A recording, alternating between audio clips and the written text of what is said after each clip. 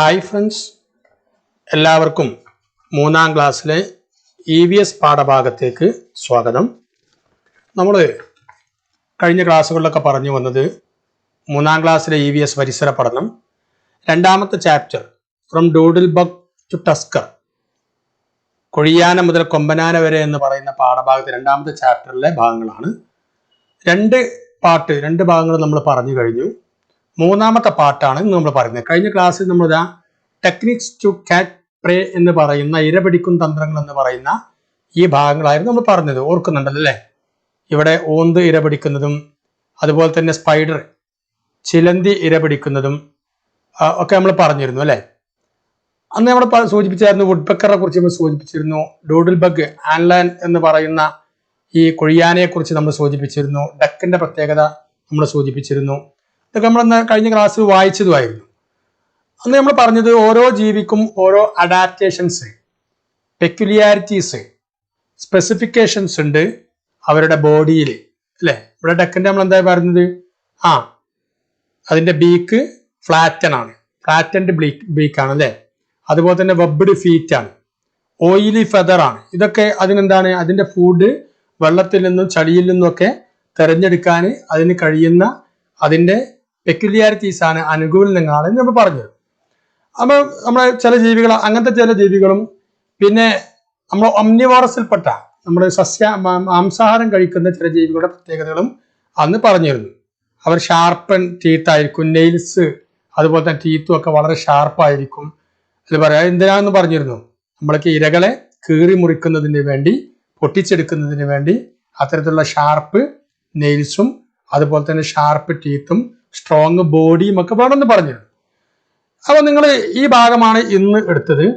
പിന്നെ നമ്മൾ പറഞ്ഞിരുന്നത് ഈ ഭാഗമായിരുന്നു. അപ്പൊ ഇതുമായി ബന്ധപ്പെട്ട് നമുക്കൊരു വർക്ക് കൂടി ഇന്ന് ടീച്ചർ തന്നിട്ടുണ്ട് ചെയ്യുന്നതിന് വേണ്ടി. നമ്മോട് പറഞ്ഞിരിക്കുന്നത് ഈ ജീവികളെ കുറിച്ച് നിങ്ങൾ കൂടുതൽ പഠിക്കുക, അതിന്റെ പ്രത്യേകതകളും പഠിക്കുക. എന്നിട്ട് ഇത്തരത്തിലുള്ള ഒരു ചാർട്ട് തന്നിരുന്നു. ജീവിയുടെ പേര് ഒരു കള്ളിയിലും അതിന്റെ ഫുഡ് ഹാബിറ്റ്, ആഹാര രീതി ഒരു കള്ളിയിലും അതിന്റെ ശാരീരിക പ്രത്യേകത, ഫിസിക്കൽ ക്യാരക്ടറിസ്റ്റിക് എഴുതാനും വേണ്ടി പറഞ്ഞിരുന്നു, പ്രത്യേകതകൾ എഴുതാനും വേണ്ടി പറഞ്ഞിരുന്നു. നിങ്ങൾ ഇങ്ങനെ ഒരു കള്ളി വരച്ച് നിങ്ങൾക്ക് അറിയാവുന്ന ജീവികൾ, അതിൽ മാംസാഹാരം ഒമ്നിവോറസും ഹെർബിവോറസും കാർണിവോറസും മൂന്നും അതിന് പെടണം. അതായത് മാംസം കഴിക്കുന്ന ജീവികളും സസ്യം കഴിക്കുന്ന ജീവികളും സസ്യാഹാരം കഴിക്കുന്ന ജീവികളും മിശ്രബുക്ക് രണ്ടും കൂടി ജീവിക്കുന്ന ജീവികളും അതുപോലെ തന്നെ ഓയിലി ഫുഡ്, നമ്മൾ തേന് പോലത്തെ കഴിക്കുന്ന ജീവികളില്ലേ, ഇതൊക്കെ പെടുന്ന അതിന്റെ പ്രത്യേകതകളും നിങ്ങൾ എഴുതാൻ വേണ്ടിയാണ് പറഞ്ഞിരുന്നത്. അപ്പൊ ഇങ്ങനത്തെ ഒരു ചാർട്ട് ഉണ്ടാക്കിയിട്ട് നമ്മൾ എഴുതണം. അതാണ് ഇന്നത്തെ ഒരു പ്രവർത്തനം. നമുക്ക് അങ്ങനത്തെ ഒരു ചാർട്ട് നമ്മൾ കുറച്ച് ജീവികളെ നമ്മൾ ചാർട്ട് ചെയ്ത് നോക്കാം. നമുക്ക് ക്രീച്ചേഴ്സ് ആൻഡ് ഫിസിക്കൽ ക്യാരക്ടറിസ്റ്റിക്സ് അതാണ് പറയുന്നത് കേട്ടോ.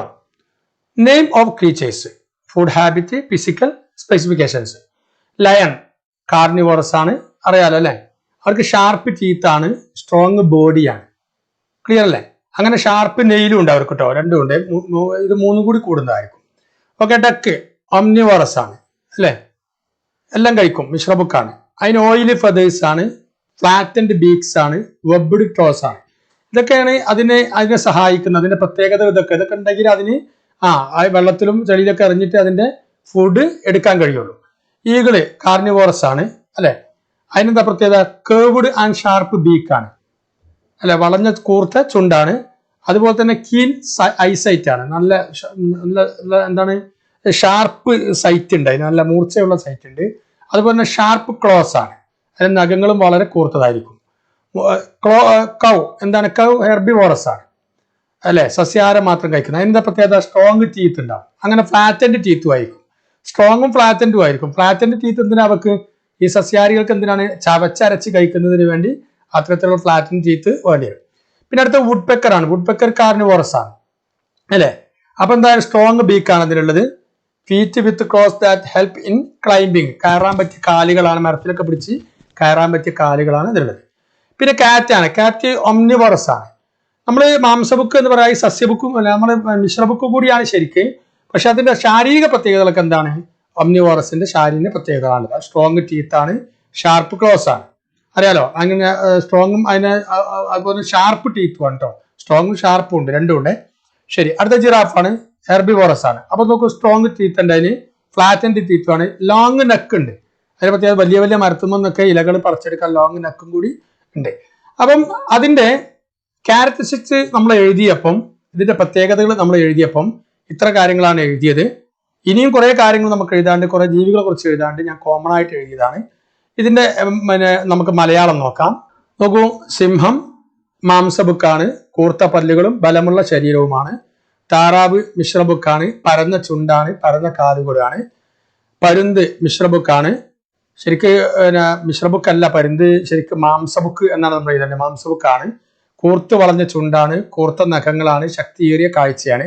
പൂച്ചയോട് പറഞ്ഞ മാതിരി തന്നെ അത് ശരിക്ക് മാംസബുക്കിലാണ് വരേണ്ടത്. പശു സസ്യബുക്കാണ്, അതിന് ഉറപ്പുള്ള പല്ലുകളും പരന്ന പല്ലുകളുണ്ട്. മരംകൊത്തി മാംസബുക്കാണ്, കൂർത്ത ചുണ്ടാണ്, മൂർച്ചയുള്ള ചുണ്ടാണ്, മരത്തിൽ പിടിച്ചിരിക്കാൻ കഴിയുന്ന കാലുകളാണ്. പൂച്ചക്ക് മിശ്രബുക്കാണ്, കൂർത്ത പല്ലുകളും കൂർത്ത നഖങ്ങളുമാണ്. അത് മാംസബുക്കിലാണ് ശരിക്കും പെടേണ്ടത് കേട്ടോ. പൂച്ച മാംസബുക്കിലാണ് ശരിക്കും പെടേണ്ടത്. അതിന്റെ പ്രത്യേകതകൾ അങ്ങനെയാണ്. ജിറാഫ് സസ്യബുക്കാണ്, ഉറപ്പുള്ള പല്ലുകളും പരന്ന പല്ലുകളും അതിനുണ്ട്. ഓക്കെ, അപ്പൊ നമുക്ക് അതിന്റെ മലയാളം ഇങ്ങനെ എഴുതാം.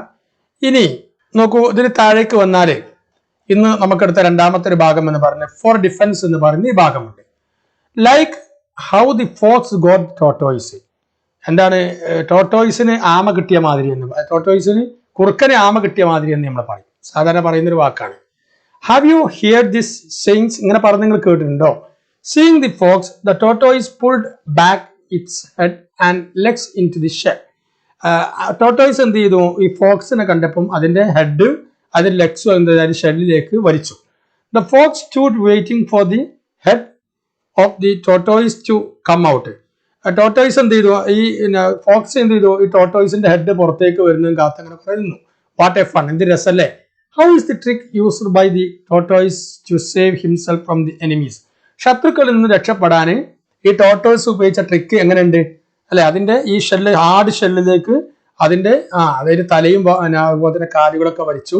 പിന്നെ അതിനൊന്നും ചെയ്യാൻ കഴിയില്ല, അങ്ങനെ വെയിറ്റ് ചെയ്ത് നിൽക്കുകയാണ്. അപ്പൊ അതിന്റെ ഒരു പ്രത്യേകതയാണ്, നേരത്തെ കണ്ട ഒരു പ്രത്യേകതയാണ് നമ്മൾ കണ്ടത്. അതായത് എനിമീസിൽ നിന്നും ഡിഫൻസ് ചെയ്യാൻ, ശത്രുവിൽ നിന്നും രക്ഷപ്പെടാനുള്ള മാർഗമാണ് ആ കണ്ടത്. ഇത് നോക്കൂ, have you seen any other creatures using such tricks to escape from enemies? ശത്രുക്കളിൽ നിന്നും ചില ജീവികൾ രക്ഷപ്പെടാൻ ഉപയോഗിക്കുന്ന ഇത്തരത്തിലുള്ള സംഗതികൾ നിങ്ങൾ കണ്ടിട്ടുണ്ടോ? Name dum, how do they escape? ഇതെന്റെ പേര് എഴുതുക, എന്നിട്ട് എങ്ങനെയാണ് അവർ രക്ഷപ്പെടുന്നത്? ടീച്ചർ അതൊക്കെ പറഞ്ഞിരുന്നു, വീഡിയോ നമ്മൾ കണ്ടു ചെയ്തിട്ടുണ്ട്. ഡിഫറെന്റ് ടെക്നിക്സ് ടു എസ്കേപ്പ് അല്ലെ? എസ്കേപ്പ് ചെയ്യാനുള്ള ഡിഫറെന്റ് ടെക്നിക്സ് ആണ് പറയുന്നത്. Can you write this ways in which we escape? ഓരോന്നും ഇപ്പൊ കലാട്ടസ്, ഓന്ത് എങ്ങനെയാണ് രക്ഷപ്പെടുന്നത്? കഴിഞ്ഞ ക്ലാസ്സിൽ ഈ ക്ലാസ്സിലൊക്കെ പറഞ്ഞു, നിറം മാറിയിട്ട് രക്ഷപ്പെടും അല്ലെ? അത് പൊക്കിപ്പൈൻ എന്താണ് സാധനം? പോക്കിപ്പൈന് ചെയ്യുന്നത് എന്താണ്? ഈ മുള്ളംപന്നി എന്ന് പറയില്ലേ, അതിന്റെ മുള്ളുകളാണ്. Darts the thorns on is body at the enemy. Clear ആണല്ലോ? സ്ക്വിഡ് കണവ മത്സ്യം എന്ന് നമ്മൾ പറയും. Escape miss ink in water നമ്മൾ കണ്ടതാണ് അതെ. മില്ലിപ്പേഡ് എന്താണ്? ചേരാട്ട എന്ന് പറയും നമ്മളല്ലേ, ചേരാട്ട.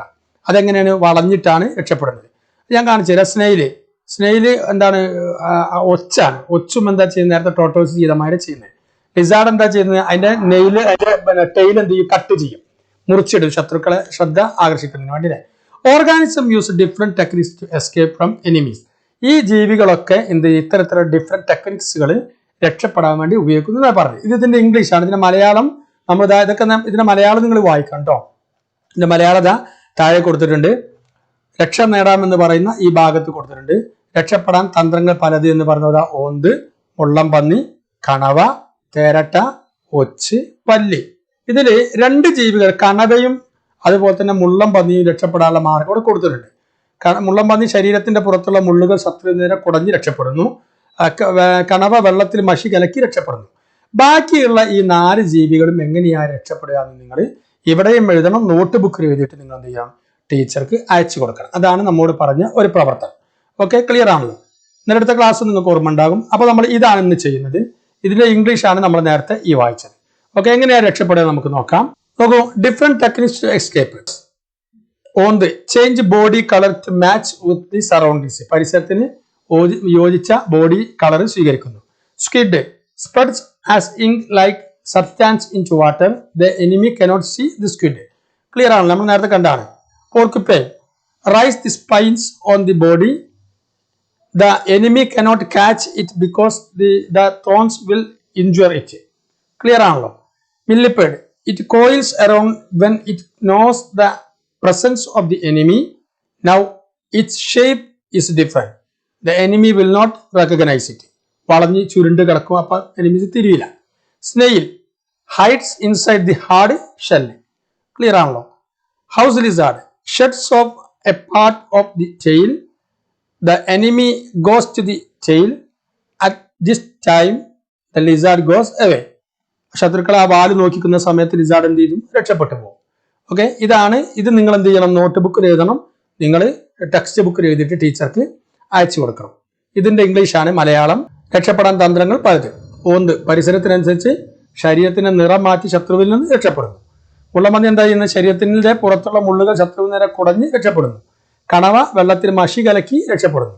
തേരാട്ട് എന്ത് ചെയ്യുന്നു? തന്റെ ശത്രുവിനെ കണ്ടാൽ അത് ചുരുണ്ടുകൂടുന്നു. ശത്രുവിനെ അതിന്റെ രൂപം തിരിച്ചറിയാൻ കഴിയാതെയാകുന്നു. ഒച്ചോ ശത്രുവിനെ കണ്ടാൽ അതിന്റെ കട്ടി കൂടിയ തോടിനുള്ളിലേക്ക് ചുരുങ്ങുന്നു. പല്ലി ശത്രുവിനെ കണ്ടാൽ പല്ലി തന്റെ വാല് മുറിച്ചിടുന്നു. ശത്രു വാലിൽ ശ്രദ്ധിക്കുമ്പോൾ പല്ലി രക്ഷപ്പെടുന്നു. ഓക്കെ, ഇത്രയും കാര്യങ്ങൾ മനസ്സിലായല്ലോ. ഇതൊക്കെ നിങ്ങൾ എന്ത് ചെയ്യണം? നോട്ട് ബുക്കിൽ എഴുതിയിട്ട് നിങ്ങൾ ടീച്ചർക്ക് അയച്ചു കൊടുക്കണം. ഓക്കെ കൂട്ടുകാരി, ഇന്ന് നമ്മൾ ഡിഫറെന്റ് ടെക്നിക്സ് ടു എസ്കേപ്പ് എന്നുള്ള ഈ ഭാഗവും അതുപോലെ തന്നെ ഈ ഒംനിവോറസിന്റെയും കാർണിവോറസിന്റെയും അതുപോലെ തന്നെ ഹെർബിവോറസിന്റെ ഒക്കെ ജീവികളുടെ ബോഡി പെക്യുലിയാരിറ്റീസ് ആണ് നമ്മൾ പഠിച്ചത്. അതിന്റെ പ്രത്യേകതകൾ നമ്മൾ പഠിച്ചു. ഓരോ ജീവിക്കും അതിന്റെ ഇര തേടുന്നതിന് അതിൻ്റെതായിരിക്കുന്ന ഓരോ പ്രത്യേകതകളുണ്ട് എന്നാണ് നമ്മൾ ഈ ഭാഗത്തെ ഈ പഠിച്ച പാഠഭാഗം കൊണ്ട് നമ്മൾ മനസ്സിലാക്കേണ്ടത്. കൂട്ടുകാരുടെ ഈ മലയാളവും ഇംഗ്ലീഷും ഒക്കെ നിങ്ങൾ എന്ത് ചെയ്യണം? നല്ല വായിച്ച് നിങ്ങൾ പഠിക്കണം. നിങ്ങൾക്ക് പറഞ്ഞ കാര്യങ്ങളൊക്കെ മനസ്സിലായിട്ടുണ്ടെന്ന് കരുതിയാൽ ഞാൻ സ്പീഡിലാണ് പറഞ്ഞത്. നിങ്ങൾക്ക് മനസ്സിലായിട്ടുണ്ടെങ്കിൽ നിങ്ങൾ വീഡിയോ ഒക്കെ നേരെ കമന്റ് ചെയ്യണം. ഓക്കെ, ഇതിന് തുടർ ഭാഗങ്ങളുമായി നമുക്ക് വീണ്ടും കാണാം. ഇതുവരെ ബൈ ബൈ.